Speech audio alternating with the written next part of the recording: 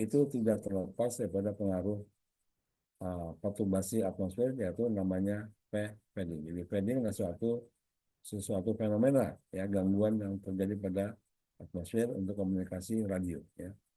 Nah, kesimpulannya apa? Kesimpulannya bahwa ternyata fading terburuk, ya, yang dapat menyebabkan komunikasi mengalami outage itu 40 dB. Itu kesimpulan dari apa yang dilakukan sama si Barnett sama si Giger, ya. Nah, di sini pun sama, penelitian begitu, ya. Faktor yang menyebabkan apa namanya, menyebabkan pembengkokan atau gelombang radio itu dibengkokkan ke arah bumi, atau dia bisa lurus atau dia menjauhi pada bumi, itu adalah suatu faktor namanya faktor K, faktor faktor K, ya, faktor K. K faktor. K faktor ini merupakan konstan, ya, yang diturunkan atau diuraikan dari dasarnya ada tadi tekanan, temperatur dan sebagainya.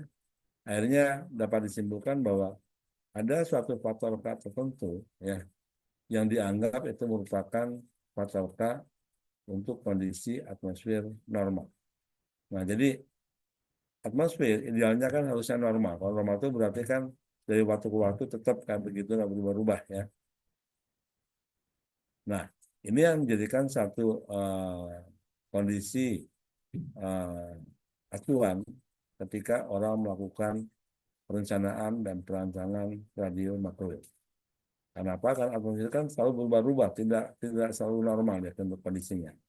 Makanya ketika orang melakukan desain radio link, dia itu pertama-tama harus melakukan yang disebut sebagai preliminary design atau perancangan awal. Di mana pada perancangan awal itu adalah dia harus tahu bagaimana profil lintasan radio kita ini, ya, untuk link komunikasi yang mau kita bangun antara satu stasiun ke stasiun yang lain itu seperti apa. Nah, inilah yang akhirnya sulit kan.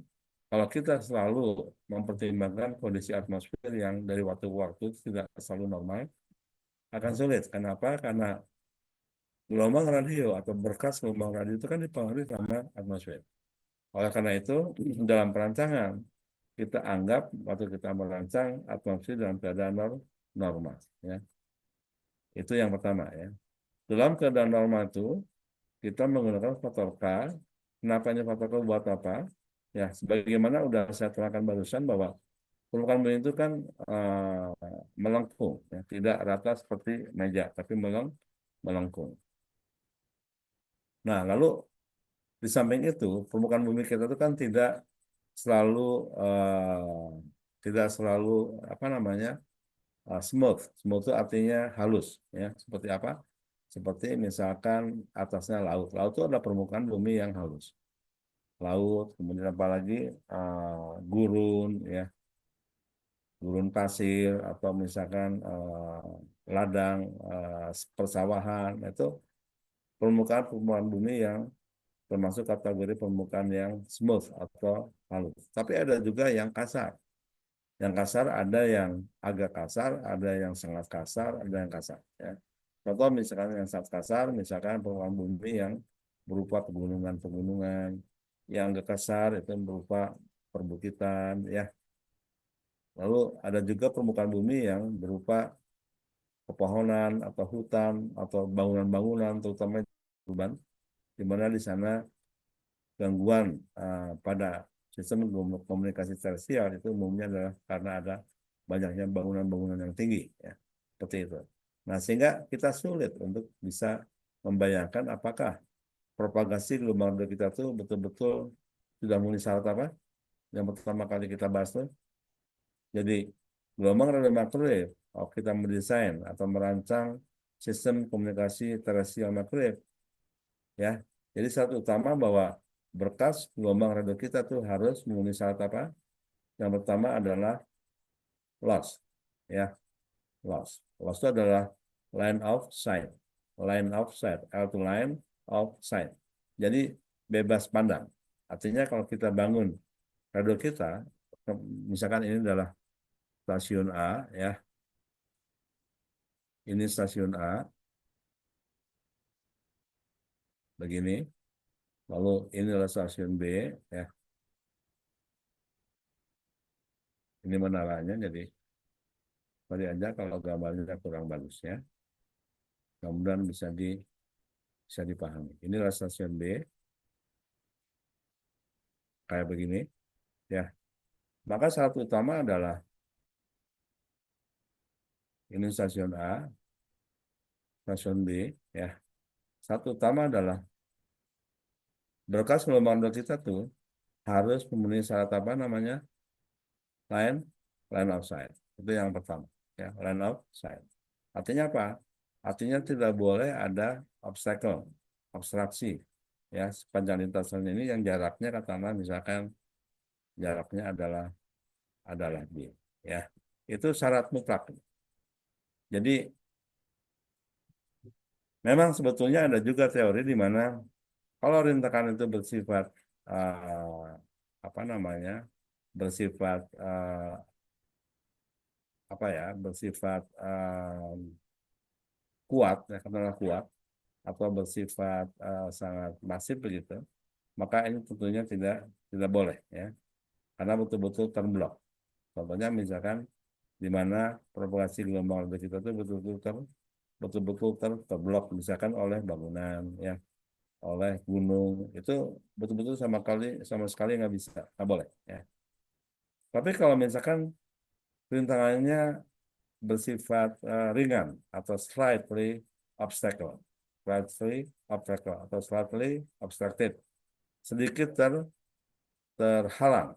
Contoh misalkan karena rimbunnya pepohonan. Pepohonan itu kan sebetulnya nggak solid, ya, atau nggak padat begitu. Tapi ada celah-celahnya, ada bolong-bolongnya. Nah itu bisa menyebabkan juga suatu obstacle atau suatu obstruksi. Namun dianggapnya adalah slightly atau sedikit.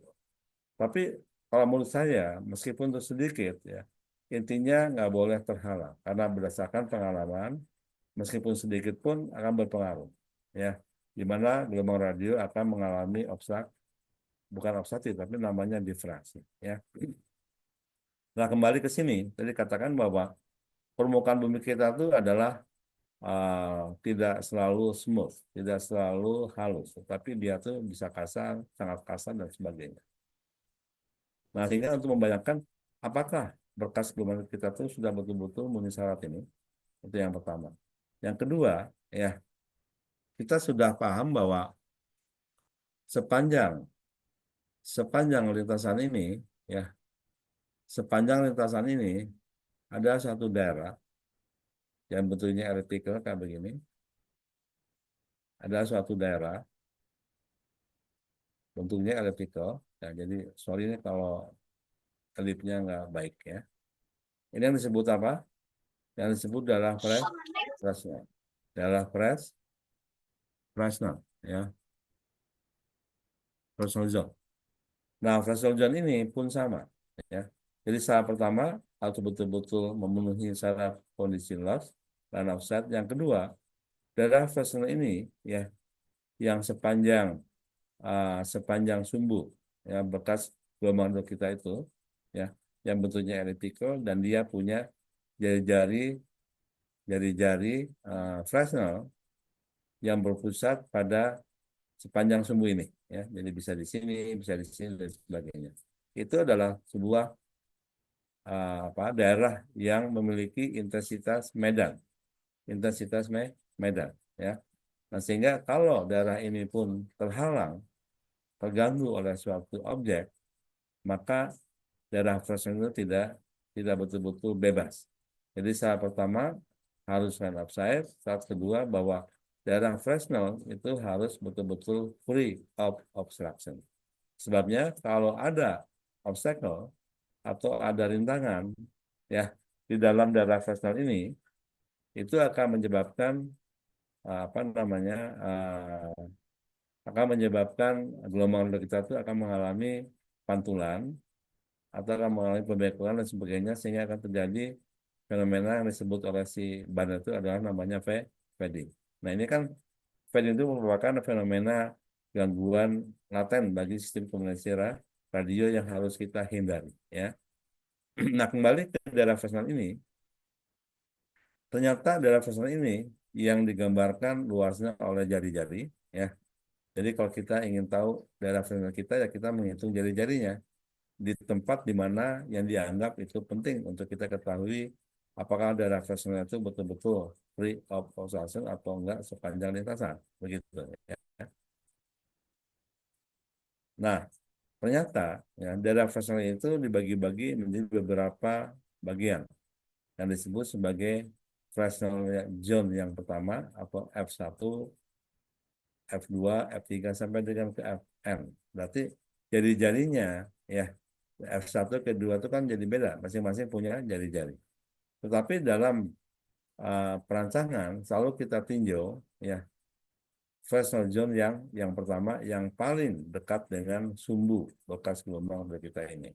Ya, karena itu adalah daerah yang paling kuat intensitasnya. Jadi kalau daerah fractional zone sudah memenuhi syarat free of obstruction, apalagi yang fractional yang di atasnya yang kedua, kalau ini adalah yang pertama, ini yang kedua, ya, lalu ini yang ketiga, dan seterusnya sampai yang ke N.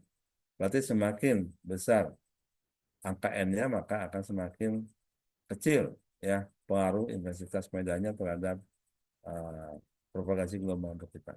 Ya. Jadi sekali lagi yang kita tinjau selalu adalah versi yang pertama. Lalu bagaimana kalau umpamanya dalam satu desain ya versi yang kita apa yang kita tinjau tersebut ada versi yang pertama tadi itu ternyata juga ini apa dapat gangguan begitu ya dapat gangguan. Maka caranya adalah ada beberapa cara sebetulnya karena Transition ini adalah selain dia memiliki beberapa daerah atau jari-jari lah kata demikian, yang pertama, kedua, dan seterusnya juga ternyata dia apa seperti sinusoidal. Ya. Jadi kalau kita menempatkan titik komunikasi A dan B-nya di sini, maka bisa jadi kebetulan di situ daerah frontalnya adalah yang paling apa paruhnya yang paling kuat misalkan ya. Nah, sehingga dapat menyebabkan apa namanya gangguan pada jaringan kita atau pada propagasi gelombang untuk kita. Maka apa? Maka posisinya harus kita pindahkan. Jadi bisa kita pindahkan di sini, di sini. Itu ada teorinya memang ya, namun itu sangat delicate sekali kalau dijelaskan di sini. Tapi yang jelas bahwa kalau umpamanya posisi daripada yang kita tentukan tersebut itu tidak sesuai ya dengan apa bagaimana sifat uh, sifat apa personal zone ini ya karakteristik personal zone ini maka salah satu caranya adalah kita memindahkan lokasi ya memindahkan tempat atau lokasi di mana stasiun yang akan kita bangun. Nah asumsinya bahwa lokasinya udah oke, jadi kita hanya melihat bagaimana personal itu dapat kita tinjau atau kita tentukan. Tadi saya katakan bahwa permukaan bumi itu kan tidak betul-betul halus ya. Katakan seperti ini. Misalkan di sini ada gedung-gedung, misalkan ya ada gedung, lalu mungkin ada pegunungan, ya pokoknya nggak halus lah begitu. Ya.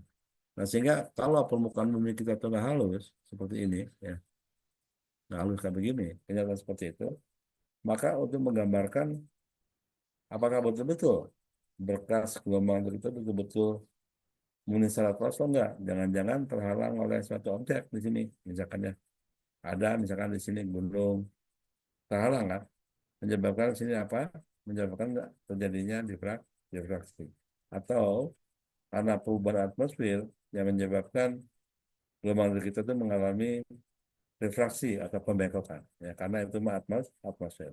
Nah sehingga susah kan untuk kita menggambarkannya untuk tadi saya katakan ketika kita melakukan preliminary design atau desain awal di mana pada proses ini pada apa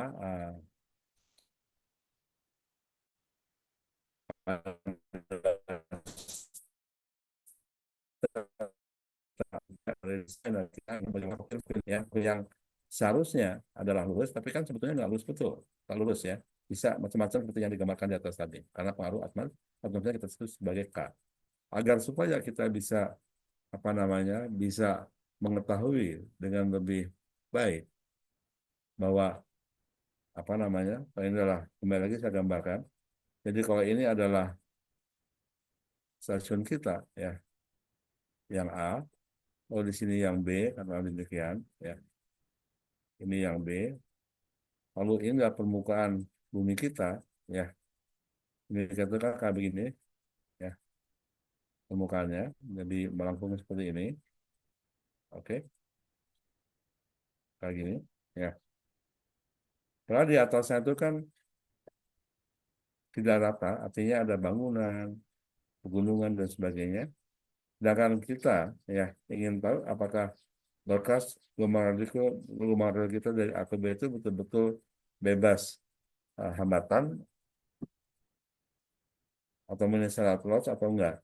Nah itu dapat kita gambarkan sebagai garis lurus, ya sebagai garis lurus kartini. Padahal kan gelombang radio kita itu kan nggak garis lurus ya, nggak garis lurus.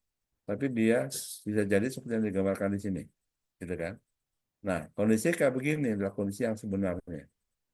Kondisi yang sebenarnya bagaimana berkas gelombang radiomakrowev itu merambat atau propagasi di atmosfer. Kalau yang sebenarnya berarti kan jari-jari buminya masih anggapannya adalah jari bumi yang sebenarnya, gitu kan? Nah sekarang bagaimana kalau kita mau menggambarkan ya untuk dapat mengetahui bahwa berkas kita itu betul-betul memenuhi syarat loss atau tidak, itu harusnya adalah dengan gambaran bahwa gelombang kita betul-betul lurus sebagaimana kita tahu bahwa propagasi gelombang elektromagnetik makrowev itu kan sifatnya kayak cahaya ya berarti lurus ya, begitu kan. Nah untuk dapat menggambarkan seperti itu bisa ya digambarkan supaya kita tahu. Jadi kalau umpamanya ya permukaan bumi kita ini adalah seperti ini ya misalkan ya seperti ini ada gunung ya lalu ada pepohonan, ada bangunan, dan sebagainya. Ya, untuk mengetahui luas seperti ini kan betul-betul luas nih. Ya, maka si berkas gelombang radar kita tuh harus kita anggap sebagai garis garis lurus. Kita gambarkan dia sebagai garis garis lurus.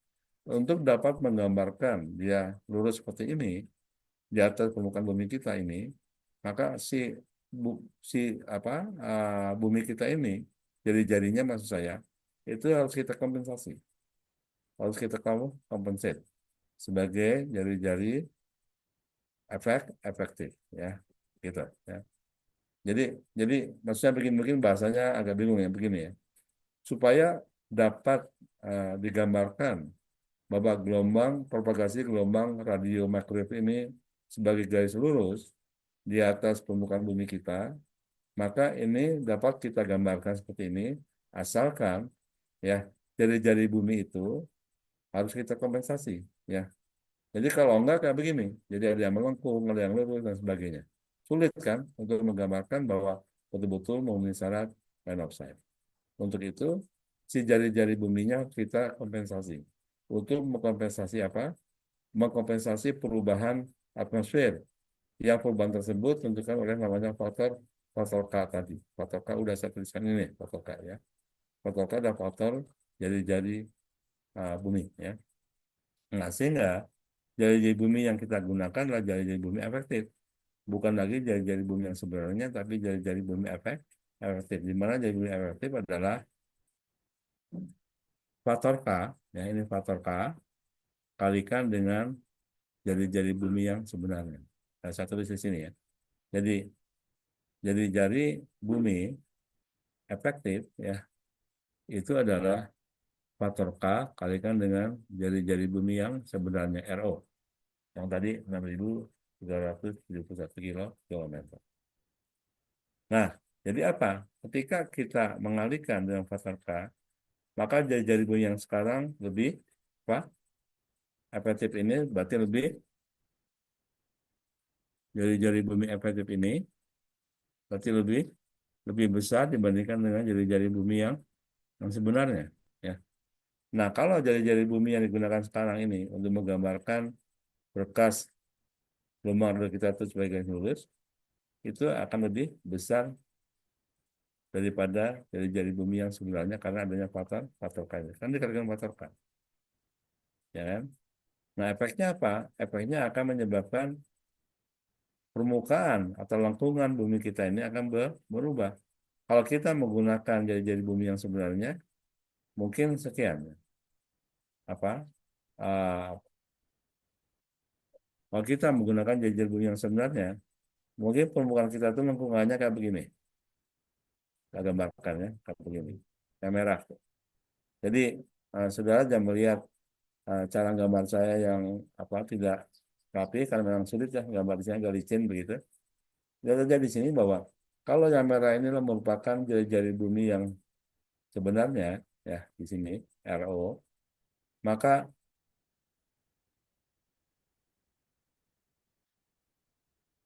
apa namanya yang hijau itu jari-jari bumi efektif. Nah sekarang tergantung K-nya. Kalau K-nya lebih besar daripada satu, maka jari-jari bumi efektif kita lebih besar daripada RO-nya kan?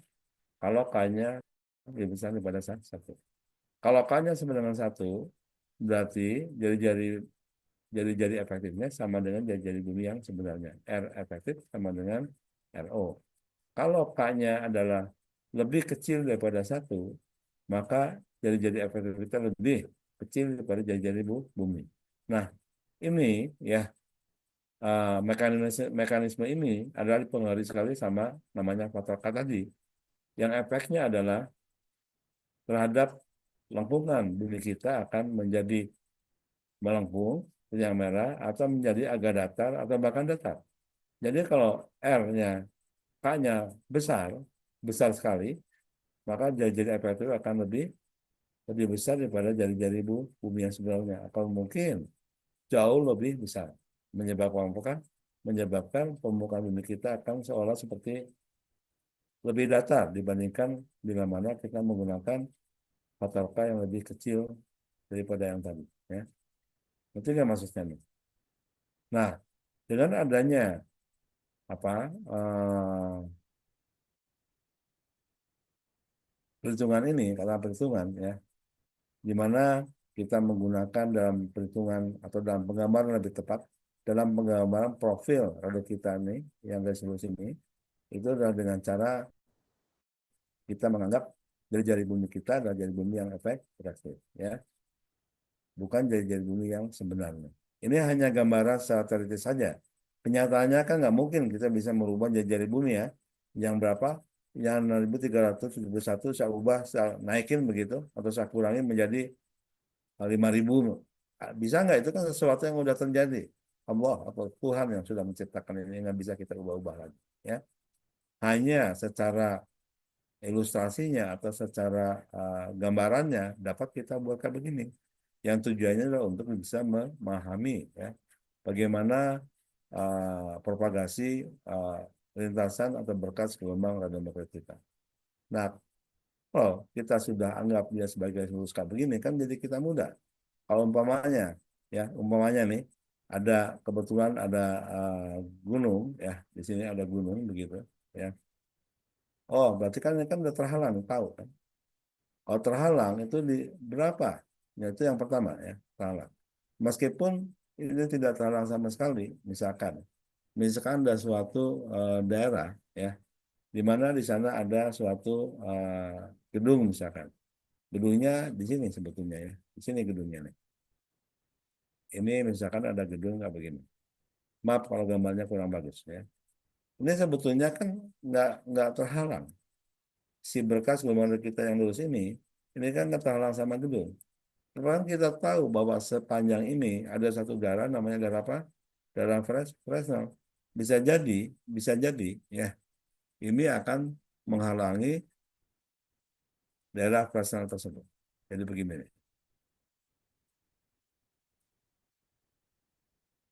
Ini daerah Fresnel kita. Atau saya gambarkan besar kan begini ya. Kita lihat sekarang. Daerah Fresnel kita itu terhalang oleh gedung ini. Gitu, ngerti nggak maksudnya? Nah, kalau situasinya kayak begini, maka berkas-berkas komando kita yang dipancarkan dari pemancar penerima itu dapat menyebabkan pantulan di sini. Pantulan, pantulan, gitu kan. Nah, kalau pantulan-pantulan yang terjadi, atau kalau ada suatu halangan begini yang disebabkan oleh fisik kayak begini, sebetulnya bukan pantulan ya. Lebih tepatnya namanya difraksi. Jadi kalau kebetulan ya, kebetulan ada suatu objek seperti ini ya yang menghalanginya, asal kita tahu berapa ketinggian yang menghalanginya tuh, maka kita dapat menghitung berapa loss yang disebabkan oleh halangan ini atau berapa rugi-rugi daya yang disebabkan oleh halangan ini yang kita sebut terusnya sebagai diffraction loss. Diffraction loss ya, gitu. Tapi kalau umpamanya ya terjadi halangan ini ya yang disebabkan oleh faktor K, yaitu perubahan daripada atmosfer ya, maka ketika atmosfer berubah berarti K-nya berubah kan. Nah, perubahan itu bisa jadi K-nya itu besar atau kecil atau normal ya. Nah, menyebabkan jari-jari bumi kita itu akan berubah. Kalau jari-jari bumi kita berubah semakin kecil daripada R0, maka dia akan lebih melengkung dari yang sebelumnya.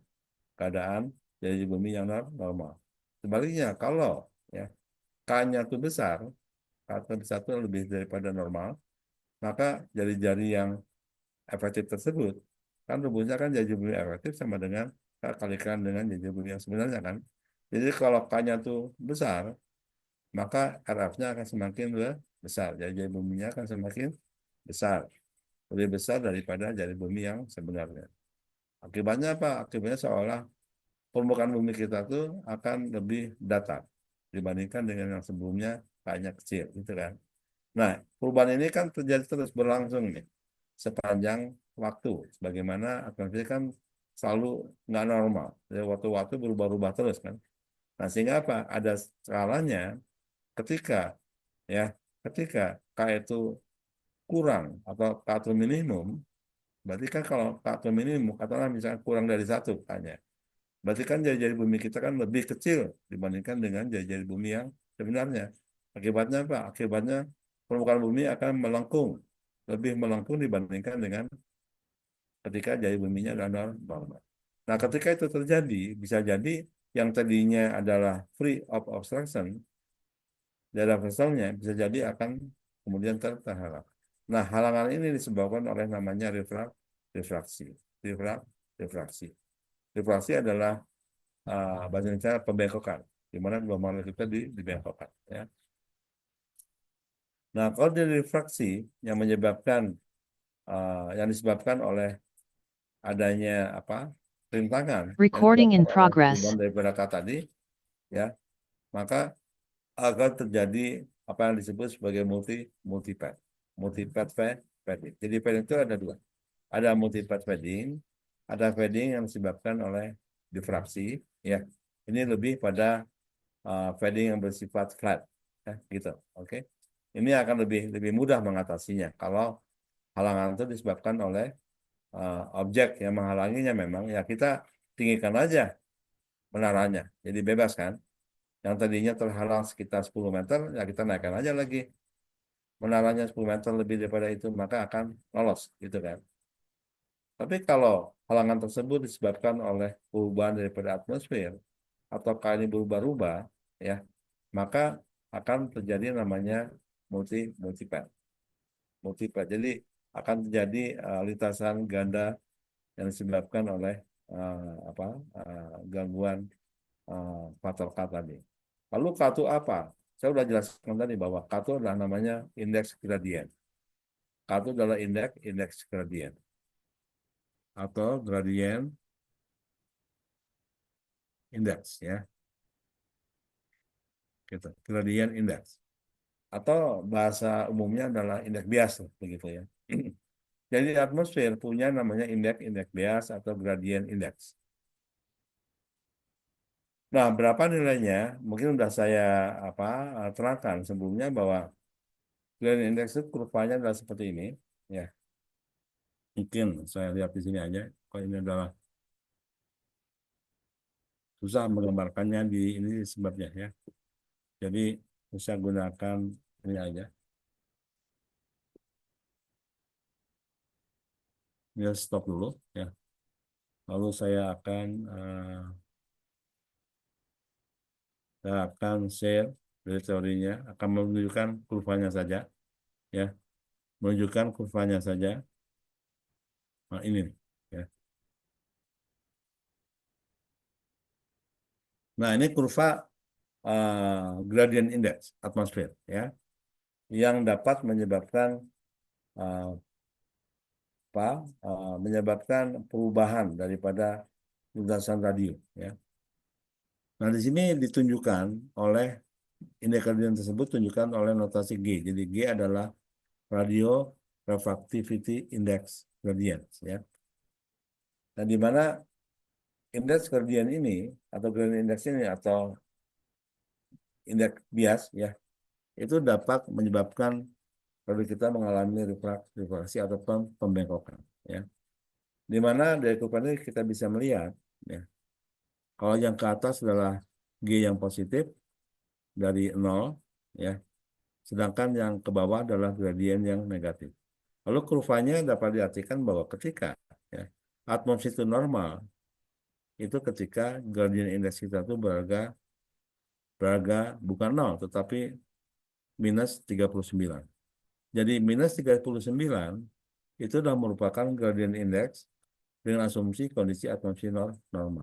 Kalau normal kita lihat ke kurvanya dia akan lurus, relatif lurus. Artinya apa? Artinya tidak terjadi namanya refraksi. Ya. Tapi ketika terjadi perubahan daripada indeks bias, kalau semakin negatif indeks biasnya, negatif lebih daripada minus 39, lebih sampai minus 100, minus 100, maka kalau kita kaitkan dengan faktor K, ya, ketika G itu adalah berharga normal, yaitu ketika G adalah minus 39, itu asumsi kondisi atmosfer normal. Ya. Sekali lagi, kondisi atmosfer normal itu apa namanya, digambarkan atau indikasinya adalah indeks biasa sama dengan minus 39. Kita lihat di tabel di atasnya ya. Kalau yang sebelah kiri, kita lihat lagi, ketika G sama dengan minus 39, itu sama dengan faktor K sama dengan 4/3. Ya, jadi kesimpulannya bahwa faktor K 4/3 kita gunakan ketika kita mengasumsikan kondisi atmosfer normal.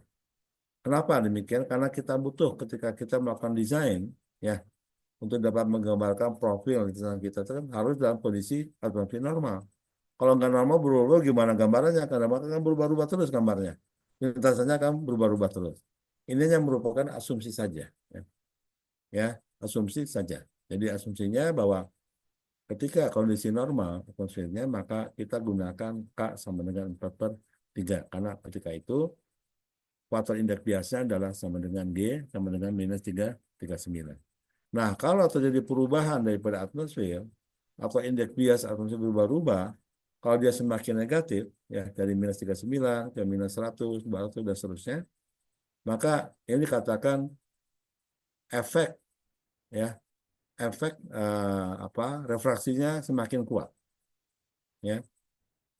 Sedangkan kalau indeks biasnya berharga positif, ya dari 0 ke 100, 200 positif, juga akan terjadi namanya uh, apa pembengkokan daripada perkas gelombang radio, tapi ini bersifat lebih difraksi yang saya jelaskan sebelumnya. Ya, itu untuk faktor K berapa? Ketika kita gunakan faktor K positif, yaitu lebih lebih apa?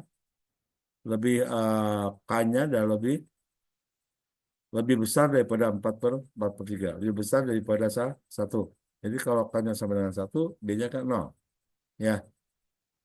Tapi kalau bisa daripada 1 lagi, dia akan bersifat difraktif atau akan terjadi difraksi. Sebaliknya, kalau G-nya bersifat negatif, lebih negatif, akan lebih bersifat refraktif dan ini merupakan fenomena yang paling sering terjadi, ya, di mana indeks bias atmosfer akan lebih sering terjadi negatif, ya, yang menyebabkan apa? K-nya akan lebih kecil daripada K normal 4/3. Ini yang disebut sebagai K minimum. Ya. Semakin minimum K-nya, maka pembengkokannya akan semakin kuat. Ya. Jadi kalau K-nya lebih kecil pada 1, misalkan 0,5, 0,3, dan selanjutnya, maka bentuk dari permukaan bumi kita akan lebih lebih melengkung, ya kan? Lebih melengkung karena jari-jari bumi efektif itu sama dengan kekalikan dengan jari-jari bumi yang sebenarnya kan. Jadi kalau yang lebih kecil pada satu, maka jadi efektifnya akan lebih kecil daripada RRO. Artinya apa? Artinya bumi semakin melengkung, ya. Nah, ini akan menyebabkan multipat. Jadi yang sebelah kanan, ya, belakang itu maksudnya bila mana G-nya bagian negatif atau faktor K yang lebih kecil daripada 4/3, lebih kecil pada normal, bahkan lebih kecil pada 1, akan cenderung terjadi namanya multipat fading, ya. Tapi kalau G-nya dia berada positif atau K-nya dia lebih besar daripada 4/3 atau lebih besar daripada 1, ya, atau bahkan 1 lebih besar daripada itu, misalkan apa 2, 3, dan selanjutnya, ya, maka ini akan bersifat difraksi, begitu, ya. Tapi sekali lagi bahwa kejadian yang paling dominan adalah kejadian refraksi. Karena apa? Karena pengaruh atmosfer. Sedangkan difraksi lebih pada fisik, gangguan fisik daripada misalnya bangunan, ya. Jadi kalau kita tahu, ya, ketika kita bangun link radio microwave, kalau di depannya ada bangunan, hotel lah katakan demikian, ya. Lalu kita lintasan dari kita itu persis, ya, persis melintas pada titik di mana ada bangunan tersebut. Kita tahu kan, karena terhalang, kita tahu berapa ketinggiannya halangan tersebut. Nah, kita dapat menghitung berapa loss yang disebabkan oleh kejadian difraksi ini, ya. Jadi bisa simpulkan sendiri, ya, ini kejadian difraksi namanya.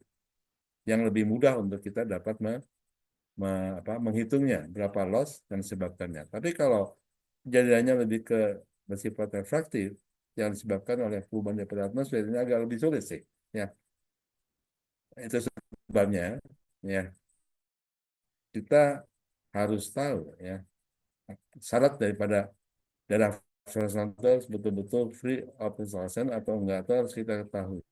Nah, bagaimana caranya, kita kembali lagi ke ini apa namanya, ke yang tadi, ya. Oh, maaf, ini belum ditutup loh.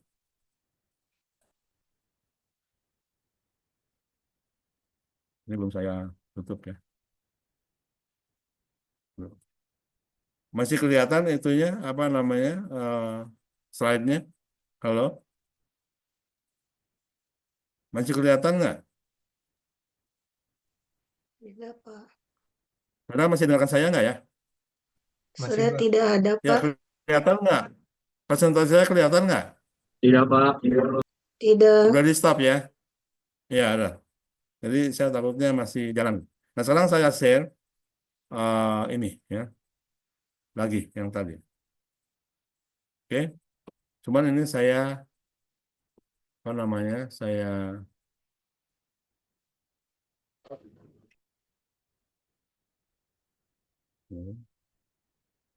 hapus, ya. Saya ganti dengan yang baru.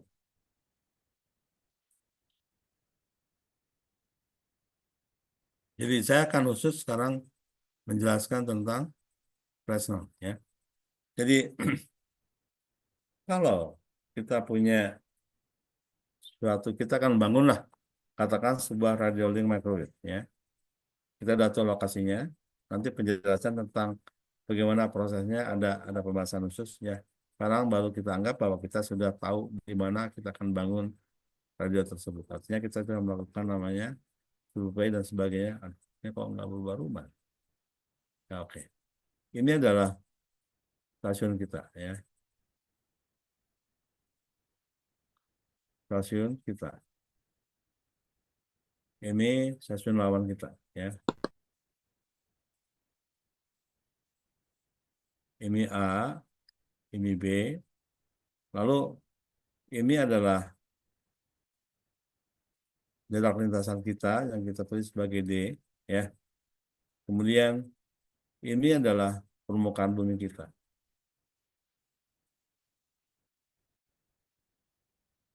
Seperti ini ya. Di mana jari-jari bumi kita yang kita gunakan adalah jari bumi efektif ya. Di mana ini adalah merupakan jari-jari yang ditarikan dengan faktor K dari jari-jari bumi yang sebenarnya. Ya, di mana K-nya adalah berapa? Di mana K-nya adalah 4/3. Ya, jadi K 4/3 itu kita gunakan dengan asumsi bahwa kondisi atmosfer normal. Ini kita gunakan untuk kondisi atmosfer normal. Ya. Normal itu artinya standar. Kondisi atmosfer standar. Jelas ya. Nah, kenapa demikian? Karena sudah saya jelaskan tadi bahwa untuk dapat kita menggambarkan bagaimana profil lintasan rada kita, apakah betul-betul bebas hambatan, bebas hambatan atau enggak, itu dengan asumsi bahwa kondisi atmosfer itu harus normal dulu. Ya. Kalau perkara nggak normal, berarti K-nya berubah, ya dapat kita gambarkan lagi. Meskipun nggak sulit ya, secara manual itu sulit. Nah, sekarang ini sudah ada namanya software simulasi yang dapat mensimulasikan untuk kondisi K yang berbeda-beda. Ya. Jadi ketika kita mendesain, mensimulasi dengan kondisi K atmosfer normal, 4/3, hanya kita masukin 4/3 pada aplikasi software tersebut, kita udah tahu, oh ini udah normal nih, artinya sudah oke ya. Jadi berkas lintasan utama sudah betul-betul memenuhi syarat line of sight. Kalau udah hasilnya, yang saya gambarkan kayak begini, ya, ini kan lintasan utamanya ya, yang juga harus betul-betul memenuhi syarat line of sight tadi, ya.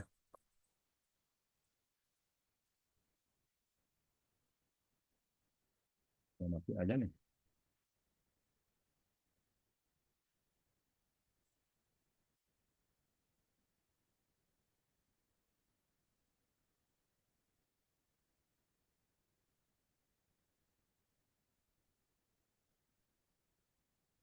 Sorry ya, ini kadang-kadang suka putus konektornya.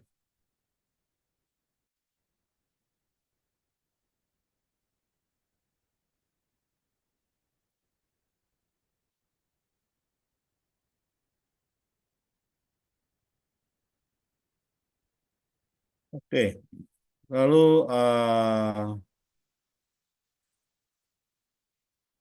lalu apa ya? Lalu permukaan bumi kita ini kebetulan kayak begini bentuknya, misalkan ya.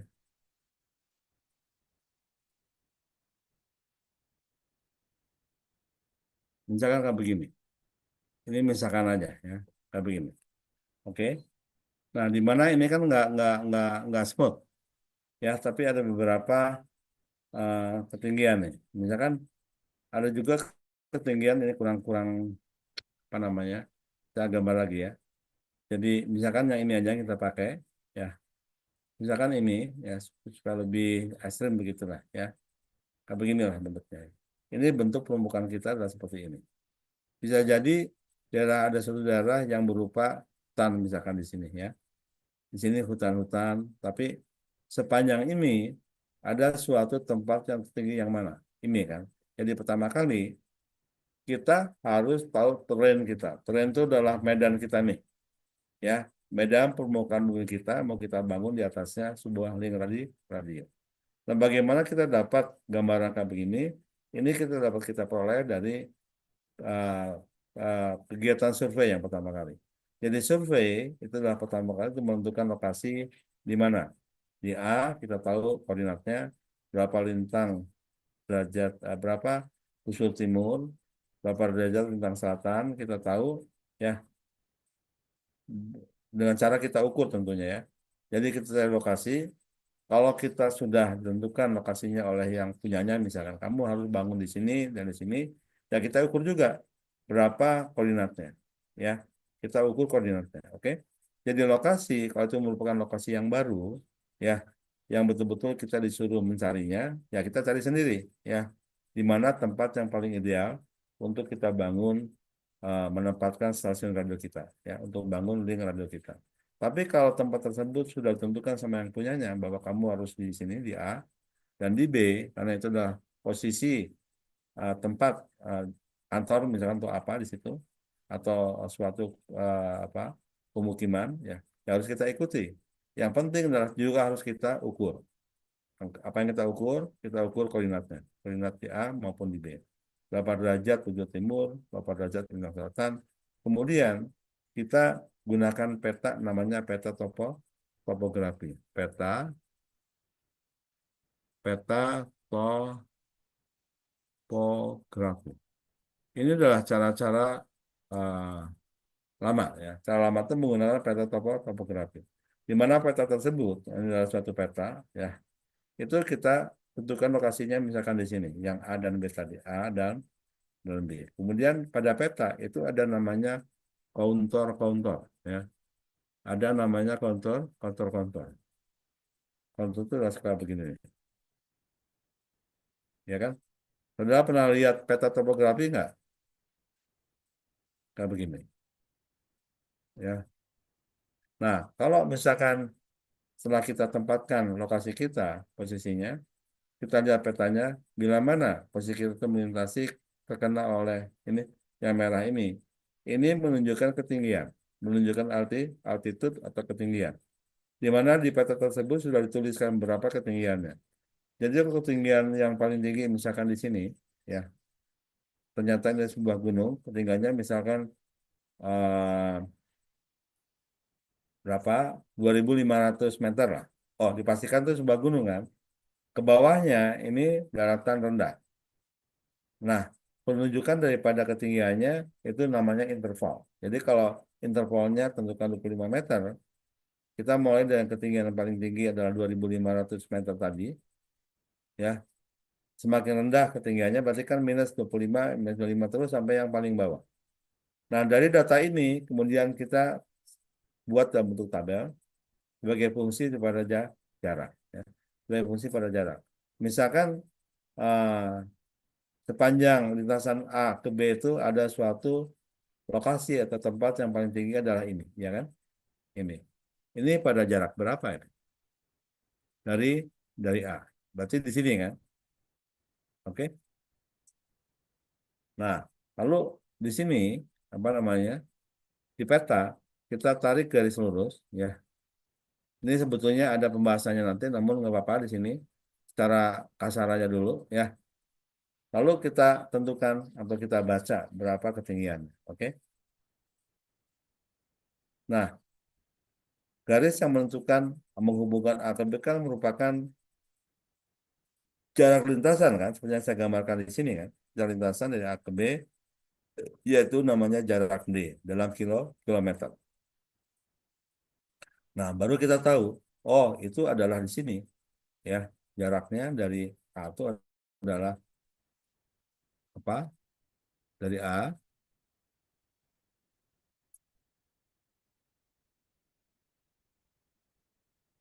aduh, ini dari A ke sini, ya. Itu yang kita sebut sebagai X. Katakanlah jaraknya adalah X. X, ya. Berarti sisanya adalah D minus X, ya kan? Jadi kalau jarak keseluruhan adalah D, lalu ada jarak dari A ke D, ya, dari titik A ke D, yang jaraknya adalah X, merupakan titik di mana kita akan menentukan berapa jari-jari vesselnya. Jadi sepanjang ini kita identifikasi dulu tempat-tempat yang tinggi. Yang paling tinggi dulu lah ini. Ini paling tinggi. Kedua yang tertinggi adalah ini. Mungkin ada lagi tempat yang lain. Harus kita identifikasi. Oke? Baru setelah itu kita akan menghitung berapa jari-jarinya. Yaitu ketika kita akan ah, membuat frasanya. Jadi frasanya adalah ini. Ini frasanya. Ya. Ya pokoknya saya gambarkan begitu. Namun sebelumnya saya hitung aja dulu. Di mana jari-jari bumi, maaf, jari-jari Fresnel yang kita tulis sebagai R itu F ya, supaya nggak bingung dengan RF aja lah, jari-jari Fresnel ya. Itu rumusnya apa? jadi Fresnel rumusnya adalah 17 17,32 ya, 17,32 kalikan dengan akar X ya, kalikan dengan D minus X dibagi dengan F kalikan dengan D ya. Oke, yang penting adalah satuannya. Jadi hasilnya jadi Fresnel. Di titik di mana kita tinjau adalah ini jari-jarinya kan yang kita tinjau F itu satuannya adalah meter. Satuannya adalah meter. Sedangkan F-nya itu harus dalam gigahertz. Ya. D harus dalam kilometer. Jadi jangan saudara gunakan cara sendiri ya. Jadi F-nya adalah dalam mega, misal boleh kalau kamu punya frekuensinya terjadi 3000 mega misalkan, ya ubah dulu ke dalam bentuk giga. Ya, ubah dulu dalam bentuk giga. Lalu jaraknya harus dalam kilometer. Oke? Dan hasilnya dalam meter. Udah kita masukin, kita hitung. Oke, jadi kita akan menghitung sekarang. Jadi jari Fresnel di titik ini, ya titik di mana jarak dari A ke D-nya adalah X. Masukkan X-nya di situ. X, ya. Masukkan X-nya. Di sini kita masukkan X-nya. Lalu dari titik D ke B itu adalah apa? D minus X. Jadi dari titik sisanya ini, sisa setelah dikurangi dengan X, ya itu namanya jarak dari sini ke sini, ya. D minus X. Masukkan ke situ. Lalu F gunakan satuan giga, D satuan kilometer. Hasilnya adalah meter. Ya, oke. Nah, baiklah. Misalkan kita udah tahu RF-nya adalah misalkan kita tahu RF-nya adalah 20 meter misalkan ya, 20 meter. Baru kita gambarkan Fresnel kita dengan jari-jari 20 meter. Ya gini aja lah ya. Nah, kita lihat apakah daerah Fresnel itu betul-betul terbebas dari gangguan ketinggian ini atau enggak. Kalau misalkan ini berada di dalamnya, misalkan di sinilah, katakanlah begitu ya. Misalkan ketinggian ini tuh adanya tuh di sini. Nanti enggak? Berarti kan terhalang di sini. Ya. Nah, ini akan menyebabkan namanya difraksi. Yang disebabkan oleh uh, apa? Oleh permukaan bumi kita ini. Ya. Nah, caranya bagaimana? Ya, caranya kita ketinggian aja. Ketinggian antenanya kita tinggikan ininya. Ya, menaranya kita tinggikan sampai lolos, gitu kan.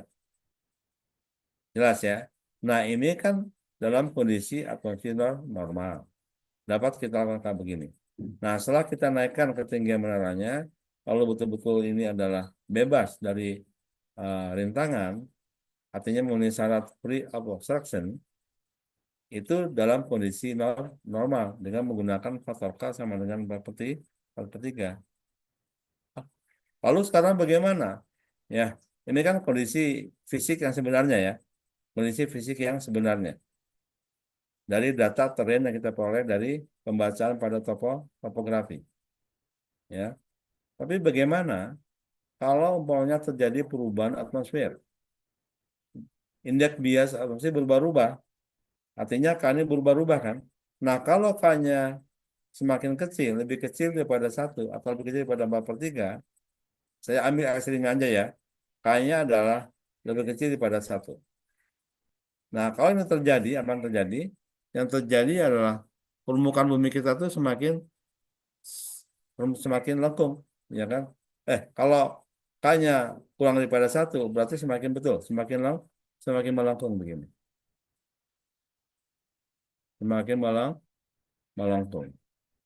Kalau permukaan bumi semakin melengkung, ini bukan kita melengkung kan? Artinya kita naik, ya. Ke tanah naik. Nah, ketika permukaan bumi kita melengkung yang disebabkan oleh indeks bias atmosfer kurang daripada 1, maka permukaan bumi kita akan semakin melengkung ini dapat digambarkan permukaan bumi kita akan semakin naik kan. Yang tadinya nih bebas apa? Bebas absorpsi daerah fractalnya ketika berubah atmosfer akan terhalang sekarang. Nah, ketika itu akan terjadi namanya multipath.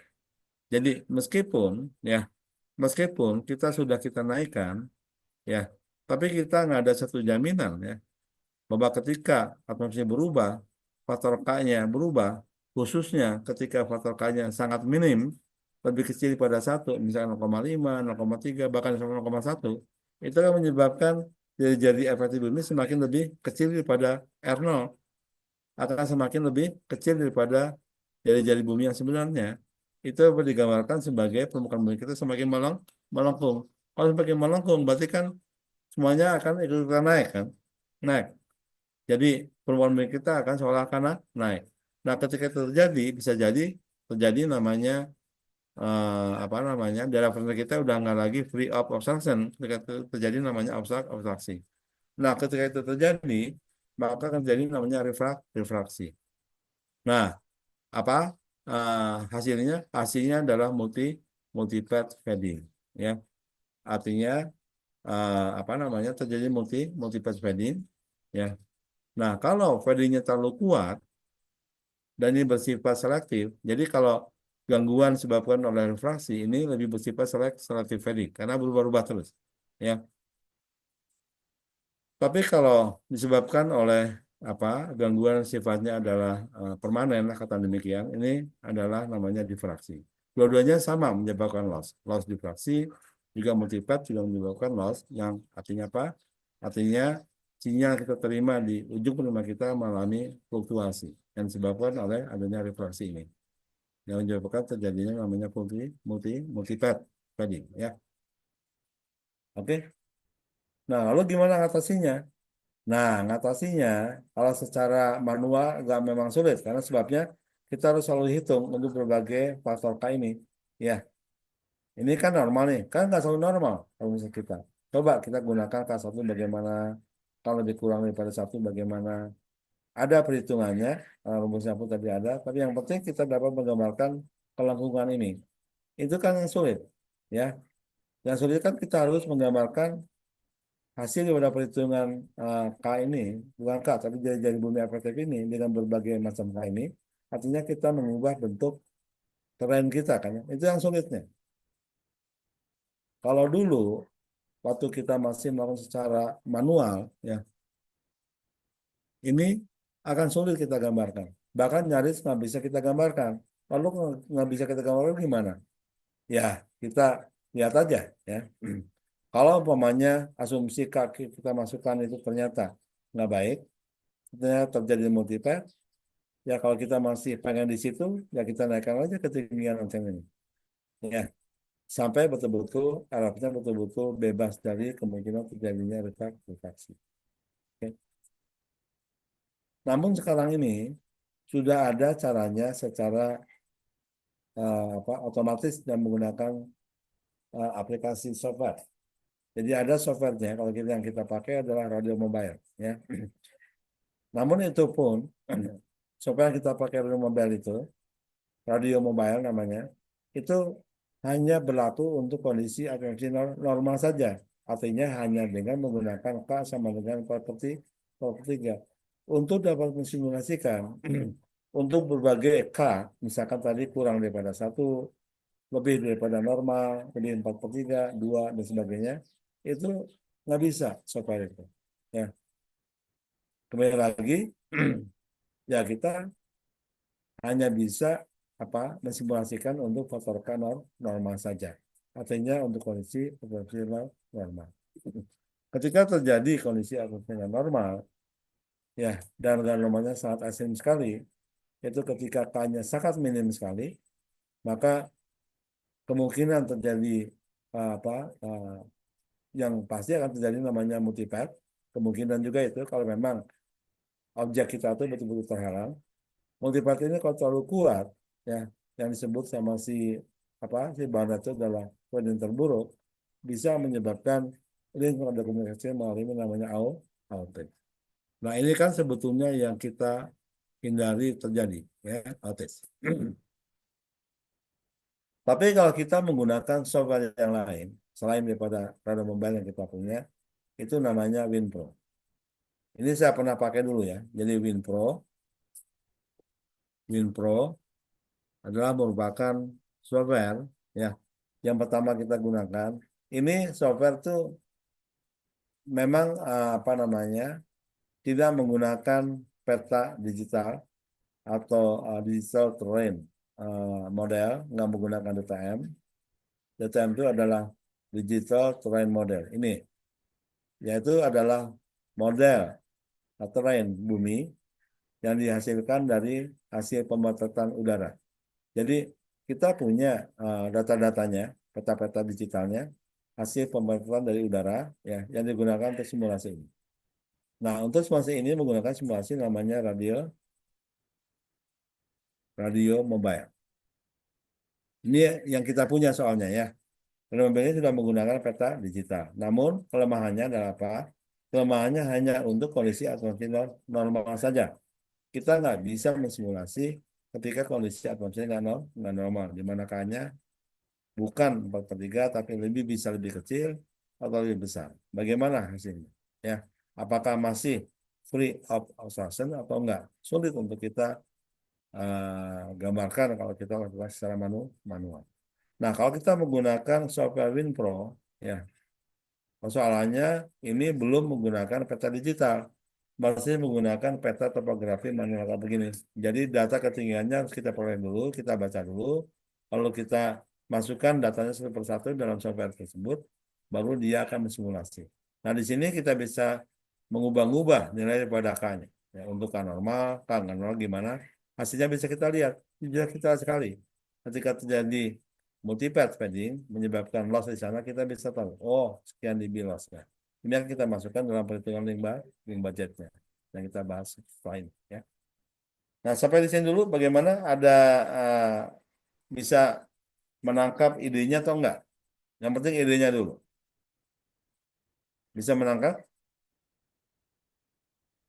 Ya, kalau dulu ya, ketika radio kita masih baik, itu masih suatu khususnya angkatan yang dulu ya, di apa di bawah tahun 2000 ya. Itu mereka masih lakukan secara manual. Artinya sebagai tugas misalkan ya yang dilaksanakan oleh grup itu mereka tuh ke lapangan supaya mencari lokasi. Ya, dari lokasi yang dia peroleh lalu dia baca pada peta topografi. Untuk apa? Untuk memperoleh ketinggian daripada bumi kita sepanjang lintasan rel yang kita bangun, gitu kan? Kita baca dari peta, kemudian kita masukkan data-data ketinggian tersebut pada si software WinPro tersebut. Ya. Lalu WinPro dia akan mensimulasikan dengan K yang sudah kita tentukan sebelumnya. Misalkan untuk normal gimana sih? Oh, kondisi normal tuh everything is fine misalkan. Semuanya memenuhi syarat loss dan free of obstruction. Kelihatan bentuk daripada obstruction-nya. Itu normal. Kalau nggak normal gimana? Nah, kita masukkan K yang berbeda-beda. Misalkan yang asli majalah, hanya sangat minimum, misalkan 0,1, misalkan gimana. Oh, terhalang. Nah, ini hati-hati ya. Kalau kemudian betul-betul terjadi suatu saat kondisi kayak begitu, di mana kondisinya adalah hanya minimum sekali karena kondisi apa namanya refraksi yang sangat kuat, ya. Ini dapat menyebabkan namanya outage karena apa? Karena link kita sekarang terhalang. Bahkan bisa jadi yang utamanya, berkas utamanya, ya, atau bearingnya, misalnya adalah bearing itu adalah sumbunya, itu terhalang akibat bumi yang semakin melengkung. Sudah dipastikan di situ akan terjadi namanya blok, ya.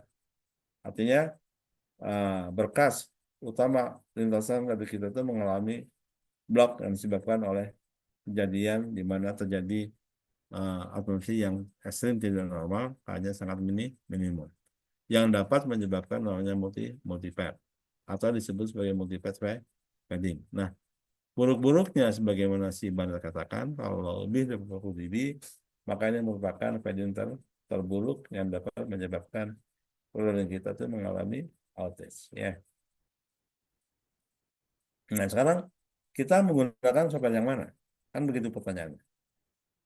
Nah, kebetulan yang WinPro ini adalah software lama yang saya peroleh dari mahasiswa juga ketika dia apa namanya bekerja di Alcatel. Ketika itu ada proyek membangun jaringan radio makrif terestrial backbone di Sumatera Utara dan dia terlibat di sana, ya, secara lulus dari Polban. Dia udah mengerti ini karena saya berikan tugasnya. Kalau dia kebetulan kerja di proyek tersebut, ya. Dan ketika itu menurut cerita dia ya, yang mengerjakannya adalah orang dari Trisakti, sama-sama engineer juga. Tapi nggak jadi-jadi, ya. Nah, si orang Baratnya, si orang Prancisnya, kebetulan kan dengan Kanada tuh Prancis saya lupa ya. Dan ceritalah pokoknya, karena nggak jadi-jadi pekerjaannya, tawarin sama si, saya lupa namanya si orang itu, mahasiswa tersebut ya. Ditanyakan, kamu bisa nggak mengerjakan ini? Oh, saya coba, Pak, gitulah. Mungkin begitu ya bahasanya. Dia coba, lokasinya ini. Ternyata bisa dengan menggunakan software tersebut. Ya kalau softwarenya kan gampang ini ya, tinggal masukkan data, on dah, beres, gitu kan. Dan ternyata bisa dia. Dan kita tuh mengerti idenya tuh ya seperti yang saya ajarkan ini. Ya. Nah karena itu bisa, membaca peta bisa, ya, menentukan ketinggiannya bisa dan seterusnya, masukin datanya apalagi itu memang mudah. Mensimulasinya apalagi tinggal cekrek begitu aja. Ya, lalu kesimpulannya pun dia bisa menyimpulkan ternyata si engineer Trisakti tadi digantikan sama dia. Dan dia akhirnya mendapatkan tugas untuk melakukan atau menjalankan atau mengerjakan semua ya site-site yang ada di Sumatera tersebut. Dan saya punya datanya sebetulnya. Cuman sayangnya ya ini software karena ini software itu adalah mungkin tahun 90-an mungkin dibuatnya ya. Ketika itu operating system eh, komputer itu masih platformnya masih XP, ya kan mungkin tahu ya. Jadi XP merupakan platform software atau operating system yang umum digunakan untuk keperluan engineering. Nah, itu jalan. Tapi ketika Renault Mobil itu ada, ya, dan PC-PC sekarang tuh tidak lagi berbasis platform XP, tapi Windows, ya, Windows 8, bahkan sekarang Windows 10, Windows 11, dan macam-macam lah. Itu nggak akan jalan. Di Windows nggak jalan dia. Dia hanya jalan di platform XP, Windows XP. Sama-sama Windows sebetulnya, tapi Windows XP. Kalau Windows lain XP seperti Windows 10, Windows 11, nggak akan run si program Windows tersebut. Nah, akhirnya kita beralih ke radio mobile. Ya, radio mobile memang tuh software yang dirancang untuk keperluan ini, tapi lebih dirancang untuk keperluan membangun sistem komunikasi broadcast, ya, seperti stasiun televisi, stasiun radio broadcast ya. Itu berbasis platform apa Windows biasa yaitu Windows berapapun Windows 10 ya masih bisa ya. Kalau Windows di atas itu belum belum tahu saya karena PC saya masih menggunakan Windows, laptop saya menggunakan Windows 10. Oke. Nah, cuma kekurangannya kita nggak dapat mensimulasi untuk kondisi atmosfer yang berbeda-beda. Artinya K-nya nggak bisa kita ubah-ubah. Dia udah fix ditentukan pada kondisi K sama dengan 4/3 asumsi kondisi atmosfer normal. Begitu ya. Nah, baik. Ini sebelum saya sekarang udah pukul 5:34 ya.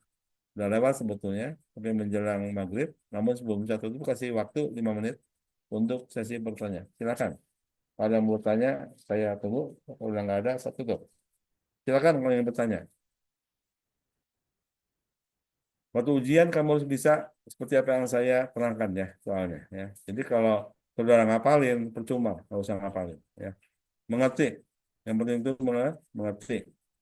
Konsepnya kayak gimana, itunya gimana. Ya. Jadi kalau diapalin, gambar saya yang diapalin, percuma nggak usah ngapalin. Nanti kamu semakin puyeng. Baik, ada pertanyaan nggak?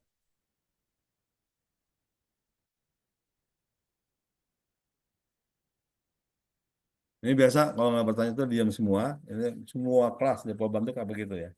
Hening semuanya. Tapi ketika ujian baru ketahuan. Ya, semuanya di situ. Oke. Saudara kalau nggak ngerti jangan tanya sama teman yang nggak ngerti, malah tambah bingung nanti. Tanya ke saya. Ya. Oke, saya kasih waktu jadi sekitar 3 menit lagi.